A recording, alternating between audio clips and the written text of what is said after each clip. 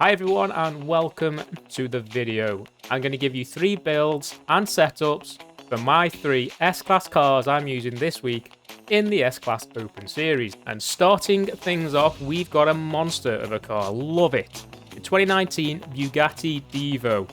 This car is a bit of an animal, weighs an absolute ton, but do not let that cross your wires. This is a very solid build. So let's get started and let me show you the upgrades installed. And starting from right to left, we've got the 6.5 litre V12 engine swap and a rear wheel drive conversion, and it's still naturally aspirated. That has not been upgraded. Aerodynamics, we've got the race rear wing and a race front bumper, and the rear bumper is stock. The drivetrain, we've got a race clutch, race transmission, driveline and differential. Moving to wheels, we've got a front rim size which is stock at 20 inches, and for rims I've gone for the TSW Trackstar 4s. Over to tyres, we've got a race tyre compound with a stock front tyre width 285mm and a stock rear tyre width at 355mm. Over to platform and handling, so we've got race springs, a front and rear race anti-roll bar, stock weight reduction, stock roll cage and no ballast.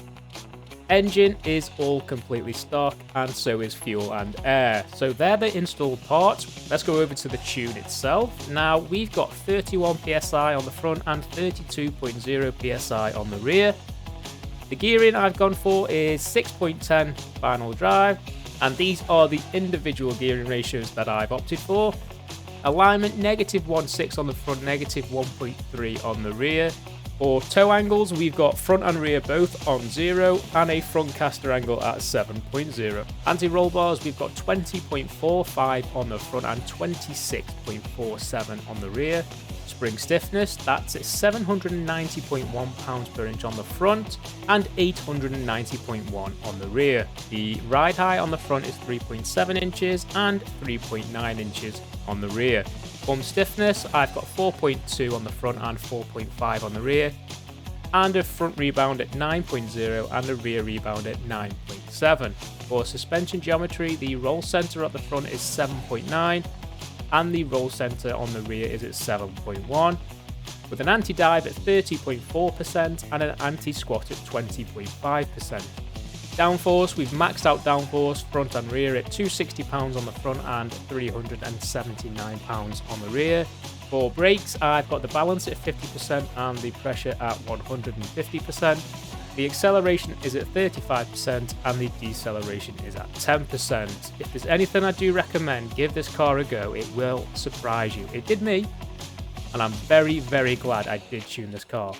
Right, moving over to car number 2, we've got the 1993 Mclaren F1. Possibly the best car out of these 3 cars that I'm giving you. Let's hop into the build for this.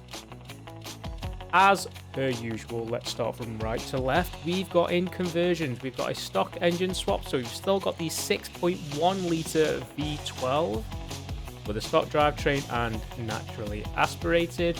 Aero and appearance, we've got the rear wing on race and the front bumper race. Drivetrain, stock clutch, race transmission, race driveline and a race differential. The front rim size is stock and so is the rear. And I've gone for the Team Dynamics Pro Race 1, so the lightest wheels that you can install. Tyres, we've got a race tyre compound with a 265mm front tyre width and a 355mm rear tyre width. Heading to platform and handling, we've got race brakes with race spring and dampers, a race weight reduction, stock roll cage and an extra light ballast just to drop it into the S-Class. In engine, we've got everything completely stock, but in fuel and air we do have a stock fuel system and ignition, but a race exhaust for power and weight reduction, stock air filter, stock intake manifold and a restrict airflow. So with those upgrades installed, let's hop into the tuning. So we have 26.5 psi on the front and 26.5 psi on the rear. For gearing, we have a 6.10 final drive ratio, with these being the individual gearing for each gear. Heading to alignment, we've got negative 1.6 on the front, negative 1.2 on the rear, 0 front and rear toes, and a 7 degree of caster angle. Heading to anti-roll bars, we've got a 16.84 front anti-roll bar and a 19.84 rear anti-roll bar. So for spring stiffness, I've gone for the front at 550 and the rear at 650. The front ride height and rear ride height are both slammed, but the front's at 3.0 inches and the rear is at 2.9. Now moving to damping, we've got the front bump stiffness at 4.2 and the rear at 4.6. Really stabilise the car going into and coming out of corners. And the rebound stiffness for the front is at 8.4 and the rear is at 9.1. For suspension geometry, the front roll centre is at 4.3 and the rear is at 4.3.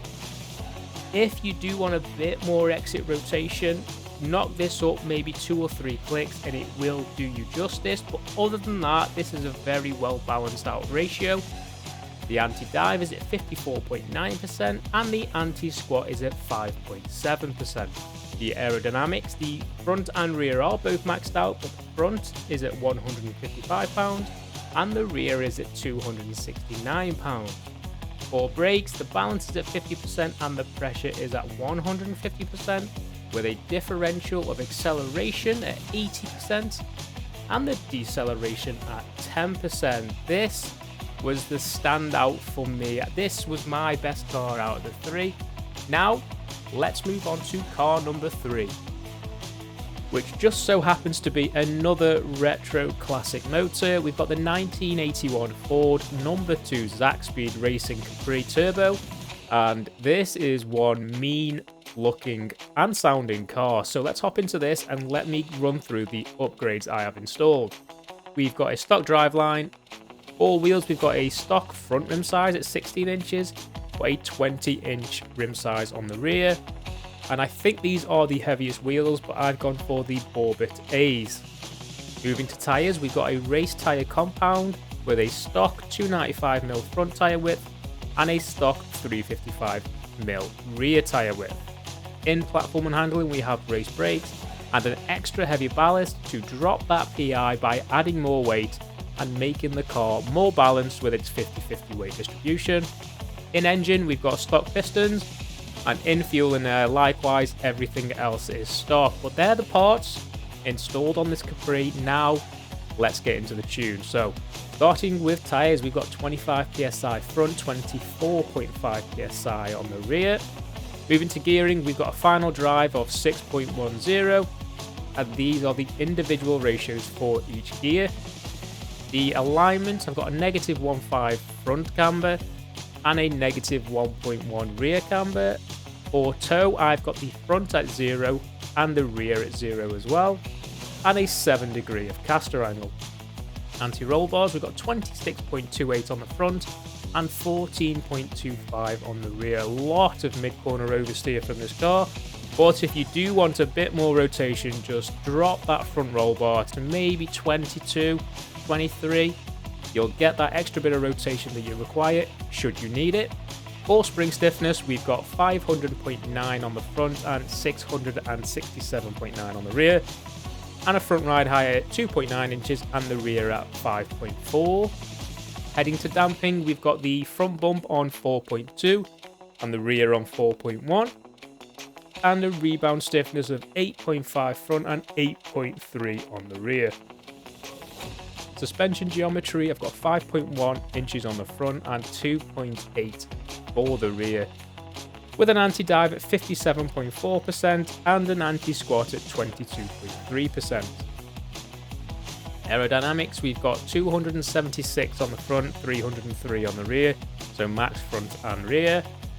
Braking balance is at 50 and the pressure is at 150. And lastly, the differential at 45% and the deceleration at 10%.